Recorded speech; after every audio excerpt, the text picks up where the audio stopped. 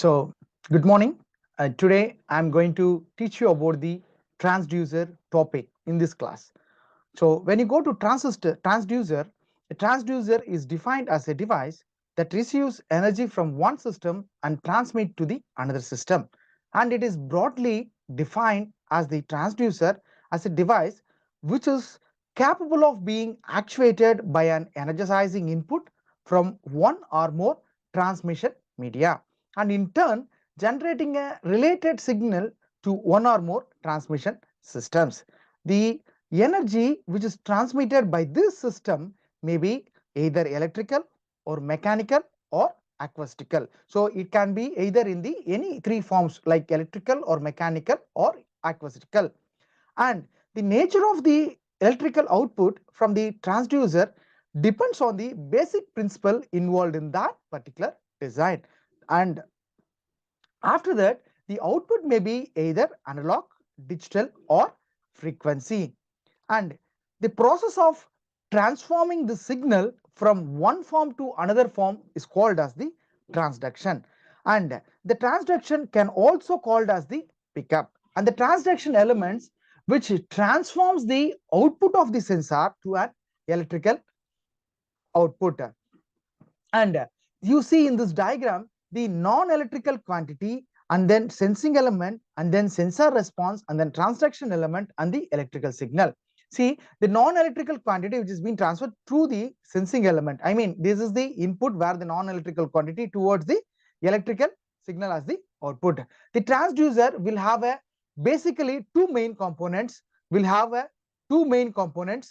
is the sensing element, and the physical quantity or its rate of change is sensed and responded by its part of the transistor. That is what the functioning of the sensing element. And the second one is the transduction element. So what the transduction element it is going to do, the output of the sensing element which is passed on to the transduction element, and this element is responsible for converting the non-electrical signals into its proportional electrical signals. You just see, so it is going to be get converted into the non-electrical signals into the proportional electrical signals.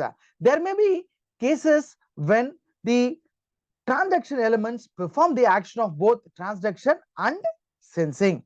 The best example for such transducer is a thermocouple transducer.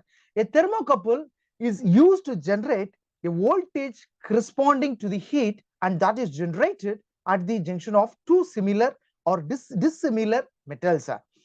And when you go to the classification of transducers, the first one is which is based on the physical phenomenon, that is primary transducer, and the second one is the secondary transducer. And based on the power type, first one is the active transducer and the second one is the passive transistor.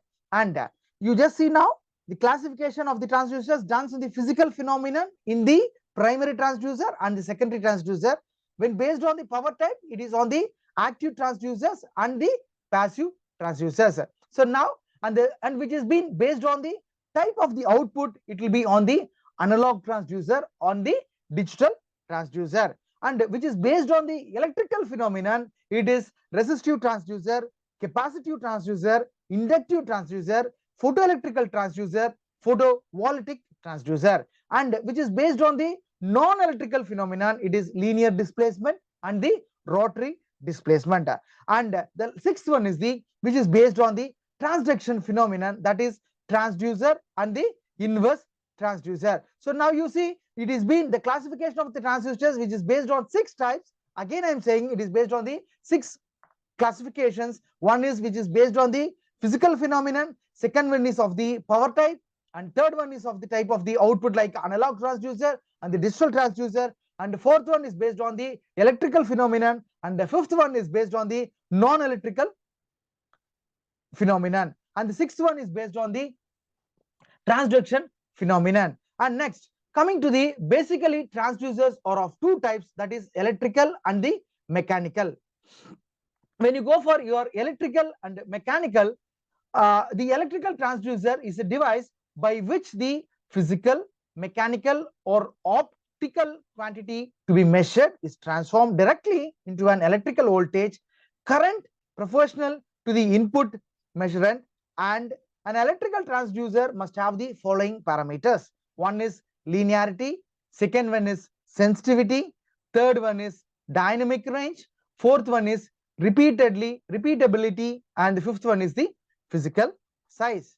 And when come to the advantages of the electrical transducers, so we have n number of advantages of the electrical transducers. We will go through one by one. The first one is the electrical amplification and attenuation can be easily done. And the second one is the mass inertia effects are minimized. And the third one is the effects of the friction which are minimized. The output can be recorded or indicated remotely at a distance from the sensing media. The output can be modified according to the indicating or controlling unit.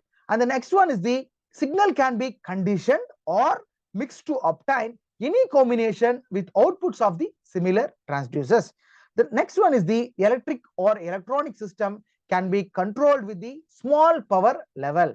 And the next one is the electrical output can be easily used, transmitted and processed for the purpose of the measurement. And the electrical transducers which can be broadly classified into two major categories, that is active and the passive transducers. So these active transducers like photovoltaic, thermoelectric, piezoelectric and the electromagnetic. So one is the active transducers. In that active transducers, an active